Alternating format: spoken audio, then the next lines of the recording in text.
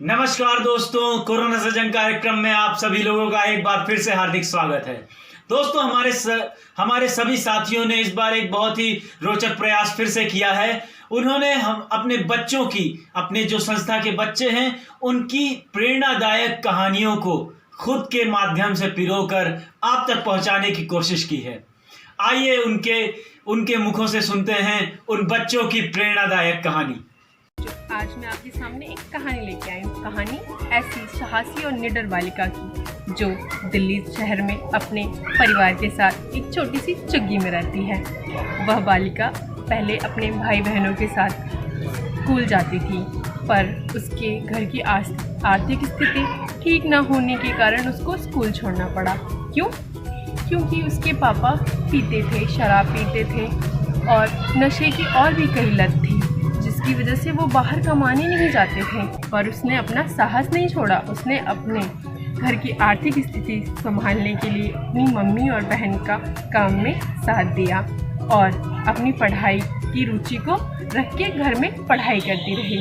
फिर उसकी ज़िंदगी में एक उजाला आया जिसका नाम था चेतना संस्था। चेतना संस्था ने उस बालिका को अपने यहाँ ओबी प्रोग्राम से चलते हुए तीसरी कक्षा में दाखिला कराया।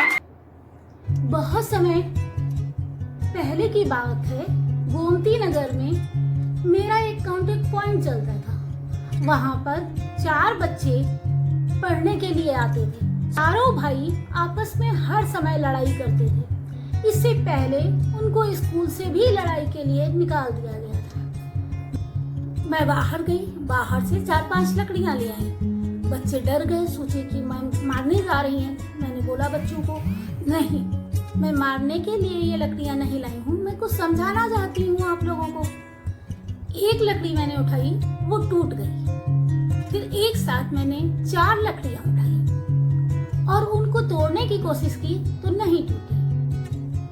तभी मैंने उनसे कहा कि संघे शक्ति सर्वदा, अगर आप लोग लड़ते रहेंगे तो आपका फायदा और लोग भी उठा सकते हैं, लेकिन अगर आप हमेशा एक रहेंगे तो उसमें शक्ति रहेगी। आप एक रहकर सब कुछ भी काम कर सकते हैं।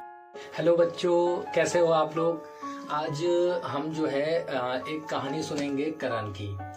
ये करण बच्चा जो है अपने गांव से अपनी मम्मी पापा के साथ शहर आ गया था और एक बस्ती में उन्होंने एक झुग्गी लेके वहाँ पे रहना शुरू कर दिया। फिर एक भीड़ भाड़ के इलाके में जहाँ पे मार्केट लगती है, बहुत बड़ी बाजार लगती है, वहाँ पे उन्होंने अपना काम शुरू कर दिया।